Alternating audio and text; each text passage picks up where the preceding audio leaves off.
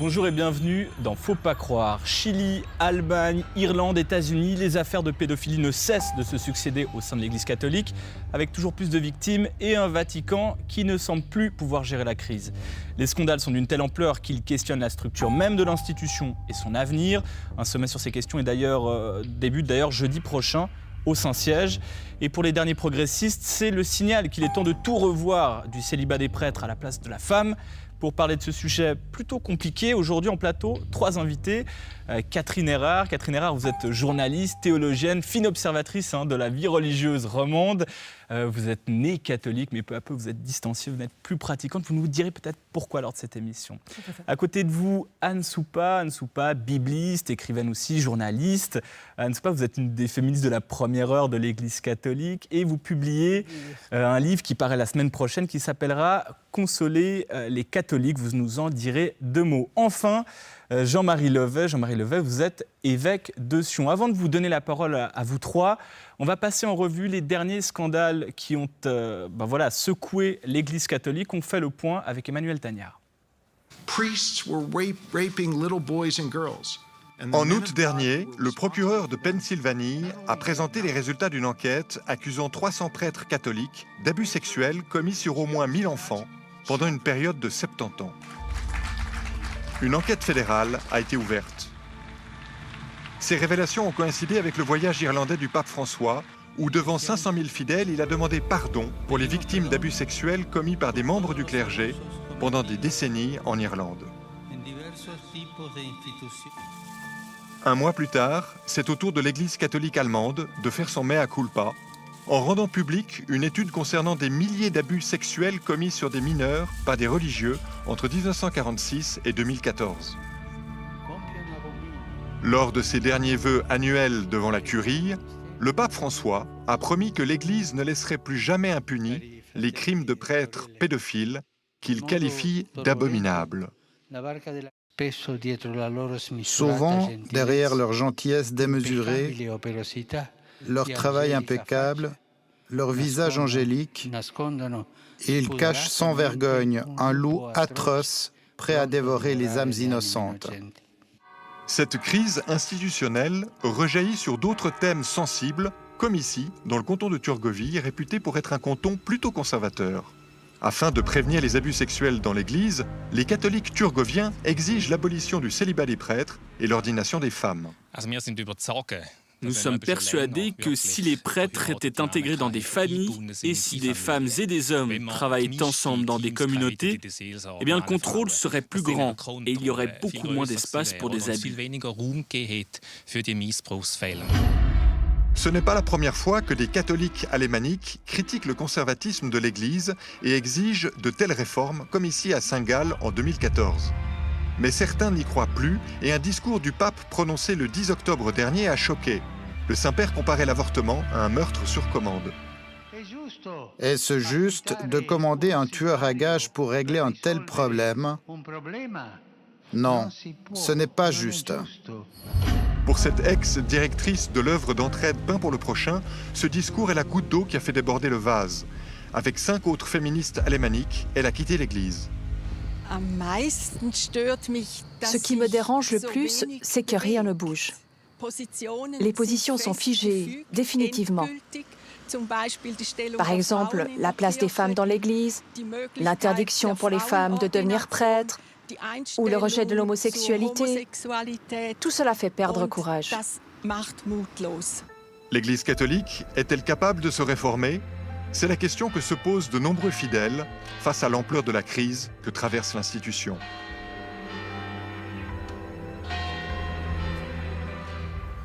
Anne Soupa, peut-être on commence avec vous, la progressiste. Est-ce que c'est vrai, rien ne bouge, rien ne semble bouger en tout cas ? C'est vrai que rien ne semble bouger. Nous, on a passé 10 ans au comité de la jupe à faire des choses très variées, considérablement novatrices. On a fait un conclave de femmes. Le comité de la jupe, je le rappelle, c'est ce groupe qui veut justement, entre guillemets, se lutter. Complète. Voilà. Une égalité complète entre les hommes et les femmes. Aucun différentialisme, conformément au récit de la Genèse, où l'homme et la femme sont créés en même temps. Voilà, et non pas l'homme avant la femme. Bon. Par conséquent, on a fait beaucoup de choses. Et il a fallu qu'on se rende à la raison pendant ces 10 ans, l'Église n'a pas bougé en France et ça a même reculé. Reculé puisqu'on voit des exclusions de fillettes du service de l'autel, on voit des pratiques qui accentuent la différence dans les collèges, on voit que les aumôneries sont de plus en plus axées sur les problèmes de société et pas les problèmes de foi. Donc on considère qu'on voit que rien n'a bougé. Et c'est vrai, je partage le sentiment de cette dame. Catherine Erard, Anne Soupa met en exergue la place des femmes, la place du genre au sein de l'Église catholique. Vous suivez depuis 10, 15 ans, peut-être plus, ces questions-là. Vous avez eu, au bout de votre micro, à peu près tous les prélats de l'Église catholique en Suisse romande. Vous confirmez, vous avez ce même constat aussi ? Oui. Tout à fait. Moi, je pense qu'il y a un cercle vicieux, c'est-à-dire que les personnes qui souhaitaient que ça bouge, qui se sont motivées à Vatican II, il y a eu le synode de 72, il y a eu beaucoup de gens qui ont manifesté, qui ont signé des pétitions, etc.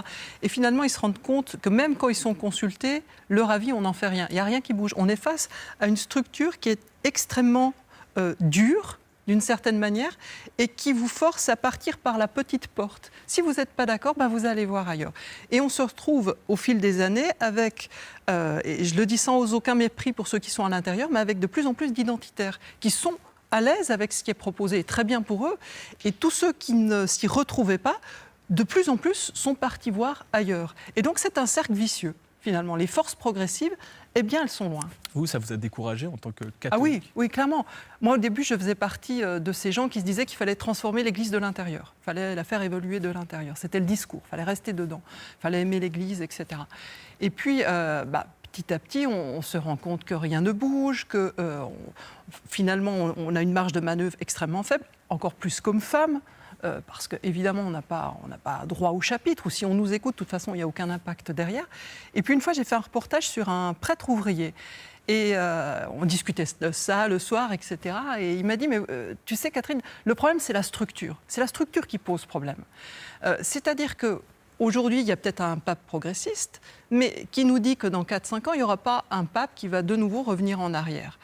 Et tant qu'on est dans une structure très hiérarchique, qui ne laisse pas la place à une certaine démocratie, qui ne laisse pas, par exemple, les continents décider pour eux-mêmes. Parce que ça permettrait des avancées sur certains continents et pas sur d'autres. Tant qu'on est dans ce système-là, ça ne bouge pas. Et donc, il faut revoir la structure. Mais sauf que, comme chrétien de base, on n'a aucun impact là-dessus. On ne peut pas.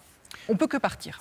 Jean-Marie Levet, vous êtes la voix un peu sur ce plateau de l'Église, mais peut-être vous partagez ce constat aussi, que rien ne bouge et que vous voulez que ça bouge. Quelle est votre opinion là-dessus ? Alors évidemment, il faut que ça bouge. Qu'est-ce qui doit bouger ? Le problème est peut-être celui-là.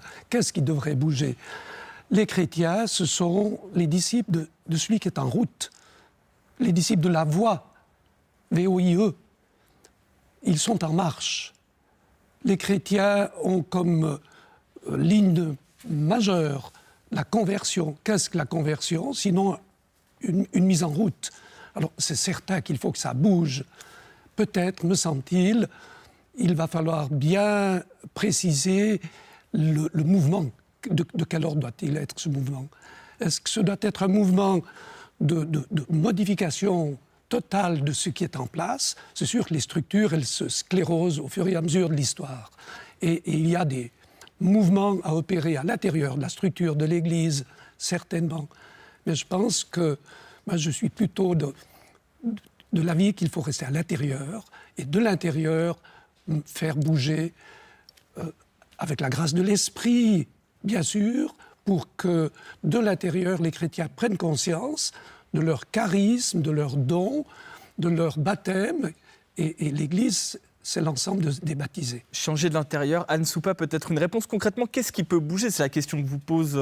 Mais le problème avec cette structure qui ne bouge pas, c'est que ceux qui ont décidé de rester, comme moi, parce que l'Église est ma maison et que personne ne doit m'en chasser, eh bien ceux qui ont décidé de rester, ils feront sans la structure. Donc ils feront le partage du pain, un beau jour ils feront le partage du pain, un beau jour ils feront des baptêmes, un beau jour ils déclareront qu'il y a d'autres sacrements qui sont tout à fait utiles dans le monde moderne et ils les éprouveront. Mais en dehors de la structure, c'est ça que vous... Pardon ? Mais en dehors de cette structure, c'est ça que vous dites ? Non, à l'intérieur de l'Église, mais en ignorant la structure. C'est ce que finalement la structure risque d'amener comme dommage. Conséquence. On finira par l'ignorer. Catherine Erard ? Moi, je dirais que c'est déjà le cas. C'est-à-dire qu'il y a une offre aussi qui est différente aujourd'hui. Avant, il n'y avait que l'Église. Aujourd'hui, quand vous avez des questions spirituelles, vous pouvez faire de la méditation de pleine conscience, vous pouvez faire du yoga, vous pouvez faire plein de choses. Et du coup, vous vous retrouvez accueillis, où il n'y a pas des dogmes qui vous tombent dessus, avec des méthodes parfois qui vous font plus de bien que la messe le dimanche, où personnellement, moi, je m'ennuie, même si parfois ça passe, mais moi, globalement, je m'ennuie. Et puis, où on répond à vos besoins. Et ça, moi, je pense qu'il y a un problème d'adéquation entre la demande, l'attente spirituelle aujourd'hui qui est forte, qui est présente, et l'offre qui est là. Et cette offre, on a l'impression que l'énergie qui est mise, c'est surtout une énergie qui est mise pour maintenir une forme de structure. Il faut entrer dedans, il faut comprendre les symboles, il faut apprécier l'Église. Et on ne vous demande jamais, mais toi, tu aurais besoin de quoi ?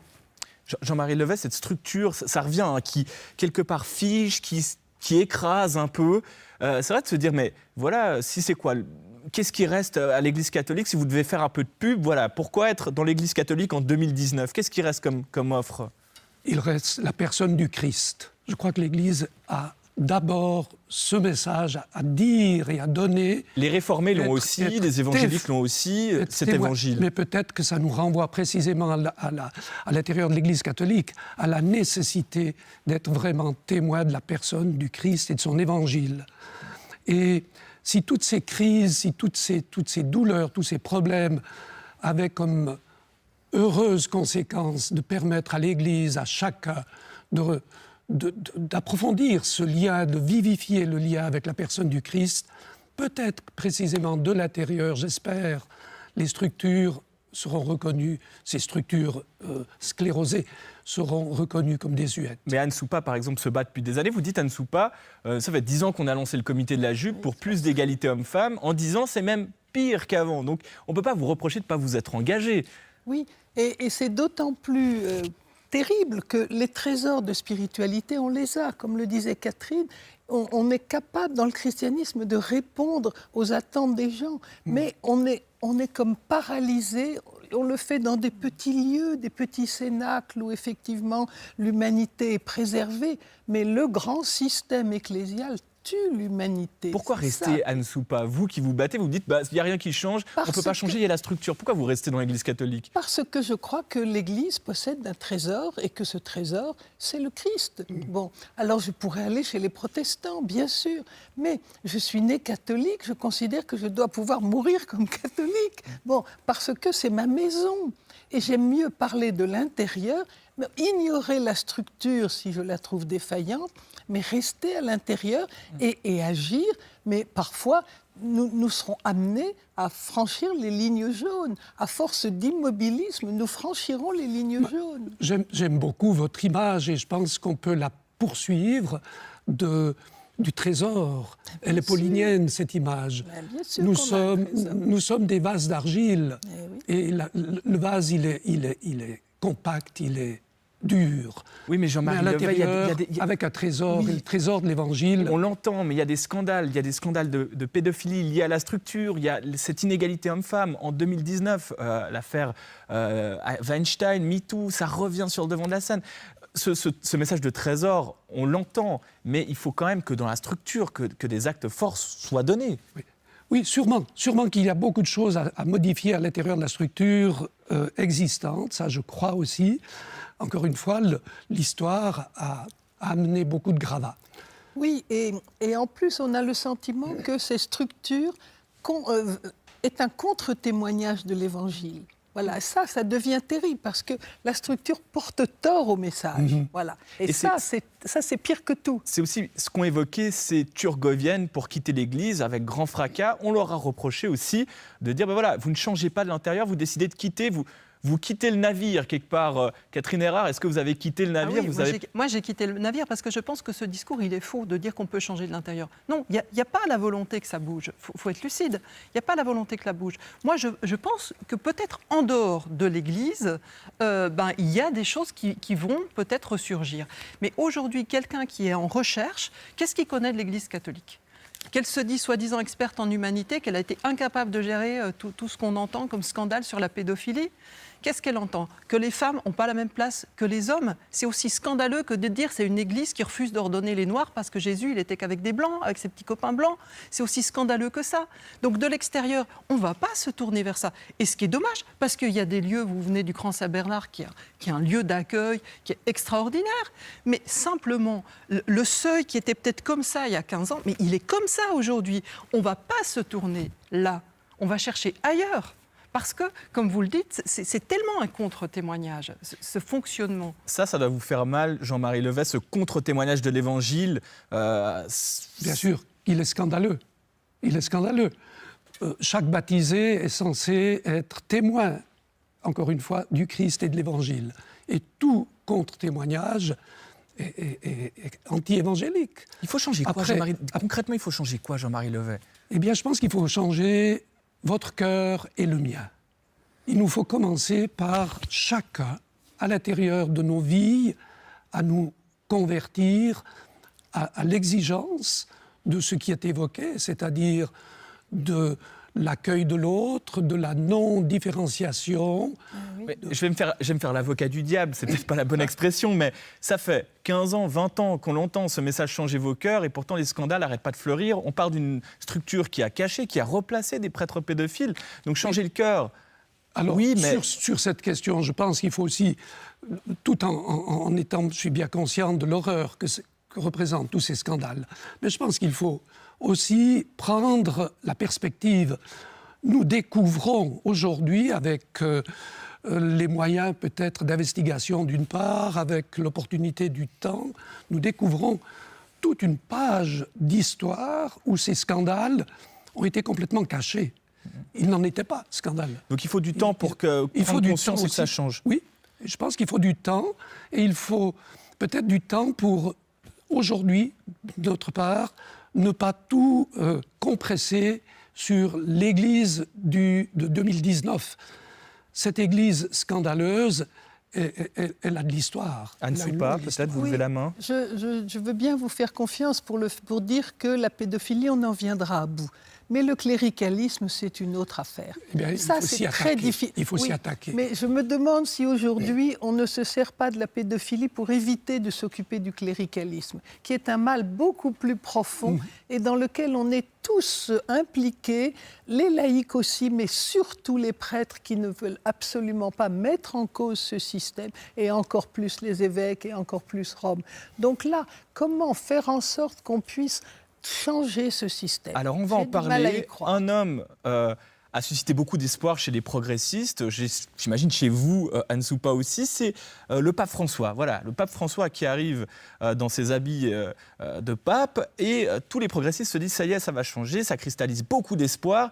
Et voilà, après quelques années d'exercice, il a eu des bâtons dans les roues, quelques déceptions aussi. Plusieurs impairs il a commis au Chili, notamment. On fait le point sur ce pape qui n'a pas la tâche facile. Hein. La tâche de pape, c'est pas un métier facile. On fait le point avec Emmanuel Tagnard. Face aux réformes initiées par le pape François, les résistances au sein même de l'institution catholique sont puissantes. Lors de son voyage en Irlande, il a été attaqué par certains fidèles et par l'aile ultra-conservatrice de l'Église qui l'accuse d'avoir couvert le cardinal américain Theodore McCarrick, impliqué dans des abus sexuels. Attaque orchestrée par l'archevêque Carlo Maria Vigano, qui demande purement et simplement la démission du Saint-Père. Selon le journaliste Arnaud Béda, l'équilibre des forces au sein de la curie est clair. Lui, il est arrivé là-dedans en argentin, il a commencé à trancher dans le vif, à mettre de l'ordre, ça a été mal vu. Vous savez, grosso modo, allez, on va faire vraiment grosso modo, vous avez 50%, 25% pour, 25% contre, et vous avez prudemment 50% qui attendent le prochain pape. Pour mener à bien ces réformes, le pape François s'appuie bien sûr sur les institutions du Vatican. Mais pour contourner les querelles cléricales, il s'appuie également sur le lien direct qu'il établit avec les 1,2 milliard de fidèles catholiques. En août dernier, il publie une lettre sans précédent aux catholiques du monde entier. Dans cette lettre au peuple de Dieu, il leur demande de contribuer à l'éradication de la pédophilie, cette culture de mort. Il y martèle aussi l'importance de la lutte contre le cléricalisme et la nécessité du jeûne et de la prière. C'est un appel direct du pape François à la responsabilisation des fidèles, à ceux qui forment la base de l'Église. Une base qui attend à présent des actions concrètes. Catherine Erard, vous l'avez lu, cette lettre au peuple de Dieu. Qu'est-ce que vous en avez pensé ? Pas grand-chose, parce qu'appeler au jeûne, appeler à la prière pour modifier ce problème, moi, j'y crois pas. Si dans la lettre, il y avait eu, on a un gros problème avec l'affectivité et la sexualité dans l'Église depuis des années, et on va s'y coller, on va s'y coltiner, on va s'intéresser à tout ce que les sciences humaines ont développé sur la question, on va peut-être faire appel à des psychologues, etc., pour essayer de traiter ces questions, pour être plus à l'aise. On va vraiment se poser... Au lieu d'avoir un discours sur la sexualité qui a été oppressant, on pourrait avoir un discours sur la relation à l'autre, le respect à autrui. Et peu importe qu'on soit homosexuel, marié, divorcé, etc.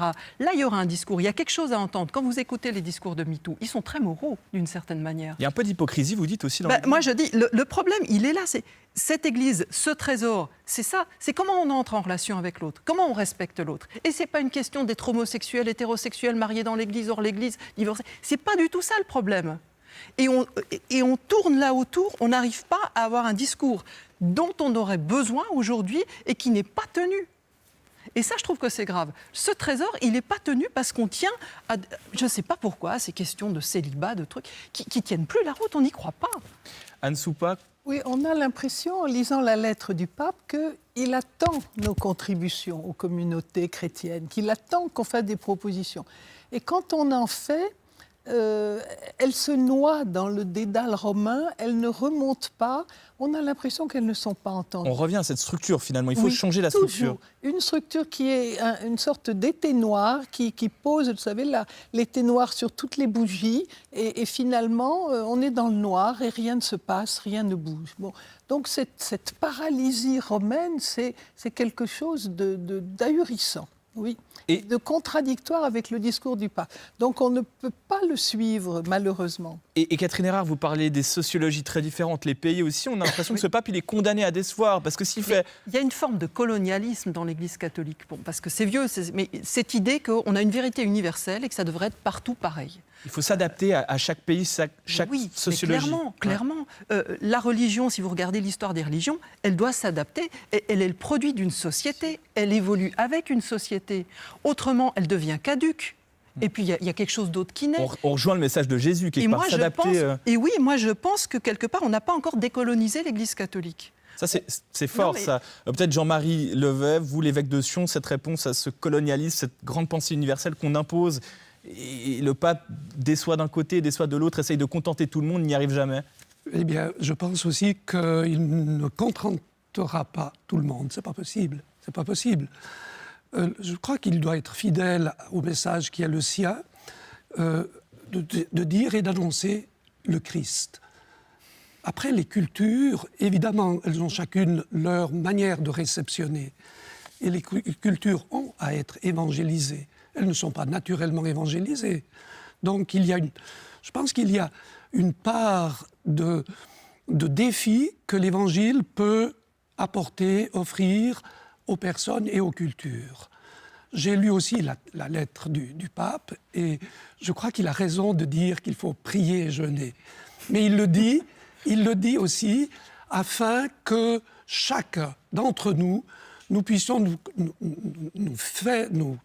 convertir, je crois même qu'il utilise le terme, à un esprit de compassion, de réparation.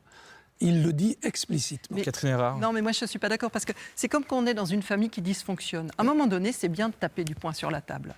Et on est des disciples d'un Jésus qui, franchement, n'a pas craint de bousculer les choses. Et on a toujours ce discours, il faut prier, il faut jeûner, il ne faut pas faire de vagues, grosso modo. C'est ça. Parce que si vous priez, vous jeûnez, ça ne va gêner absolument personne. Si jamais ça vous convertit et que vous... Mais ce n'est pas moi qui ai eu des problèmes à gérer des affaires de pédophilie. Je trouve aussi que c'est gonflé de demander à tous les chrétiens de prier prier, de jeûner, alors que c'est eux qui sont les victimes, c'est eux qui sont sur le terrain, et quand ils disent qu'ils sont catholiques, on les regarde et on dit mais qu'est-ce que tu fous encore dans cette église? On se dédouane, Anne Soupa, on se dédouane. Alors, Oui, je ne veux pas shooter en corner, hein, mais dévier. Mais la pédophilie, elle est bien plus grave et plus vaste qu'à l'intérieur de l'Église. Oui. Et tout le monde a à se convertir. Là aussi, vous dédouanez quelque part, hein, peut-être Jean-Marie Levet. Anne Soupa, peut-être une réponse là-dessus. C'est très bien de dire prier et jeûner pour se convertir, mais l'institution ne se convertit à rien. L'institution ne bouge pas. Elle doit le faire. Et quand on ne dit pas, quand la prière et le jeûne ne sont pas suivis d'actes, c'est discréditer le spirituel, c'est très grave, parce que ça discrédite la parole de foi qu'on peut avoir. Il n'y a rien de pire que de dire prier et jeûner et de ne rien faire. Et l'institution est en train de faire ça. Et ça, je trouve que c'est pire que tout. On aurait pu aborder plein de sujets, mais peut-être comment vous voyez l'avenir de l'Église catholique? Je ne sais pas, est-ce qu'à l'avenir, on aura des prêtres mariés? Est-ce qu'on aura des femmes dans le clergé? Catherine Erard, sur quoi on peut avancer? Quels sont les deux? Je suis assez pessimiste parce que justement, avec ce que j'expliquais, c'est-à-dire ceux qui restent sont de plus en plus identitaires et c'est très bien qu'on réponde à leurs demandes. Ceux qui voulaient que ça change sont partis. Moi, j'ai fait des reportages sur les chrétiens progressistes. Ils ont tous un peu les cheveux blancs, je m'excuse pour vous. Et quand vous leur demandez, vos enfants, ils font quoi? Ils disent, ils sont partis, il y en a qui sont chez le bouddhiste, etc. C'est la vague post-Vatican II. Moi, je pense que cette génération qui avait encore envie de faire bouger les choses, maintenant, elle tombe et derrière, il n'y a pas la relève. Catherine Erard, résignée, c'est fichu. Anne Soupa. Mais moi, je ne suis bien sûr, je suis pessimiste sur l'institution, mais l'institution ne m'intéresse pas. Ce qui m'intéresse, c'est l'Évangile. Et l'Évangile, pour moi, il a une modernité considérable. Pourquoi il est moderne? Parce que c'est le message le plus fraternel qui soit. Et on est un temps qui a besoin de fraternité. On a vécu 2 millénaires de patriarcat. On a détourné l'Évangile pour en faire une sorte de monument patriarcal, ce qu'il n'est pas. Mais aujourd'hui, il faut redécouvrir le sentiment fraternel. Et donc, je suis optimiste pour l'Évangile. Oui, pour l'institution, ce n'est pas mon problème. En tout cas, l'Église catholique ne perdra pas Anne Soupa. C'est déjà une bonne nouvelle pour vous, Jean-Marie Levet. Jean-Marie Levet, peut-être l'avenir, qu'est-ce qu'on peut attendre? Sur quoi on peut s'améliorer? Qu'est-ce qu'on va voir à l'avenir dans l'Église catholique, votre vision de cet avenir? Alors, moi j'espère, je garde l'espérance vraiment que l'Église ait toujours une opportunité d'exister pour transmettre l'Évangile. Qu'on revienne à l'Évangile, qu'on vive de l'Évangile et qu'on vive de cette fraternité. Qu'est-ce qui est au cœur de l'Évangile, sinon l'amour? Il n'y a pas d'autre, il n'y a pas d'autre chose que cette exigence-là. Mais c'est tellement exigeant qu'on a vraiment à bouger jour après jour. Catherine Erard, Anne Soupa, Jean-Marie Levet, merci d'avoir participé à cette discussion. Si vous souhaitez nous écrire, une seule adresse, fautpascroire@rts.ch, ou vous pouvez nous laisser un petit message sur notre page Facebook, ça nous fera plaisir.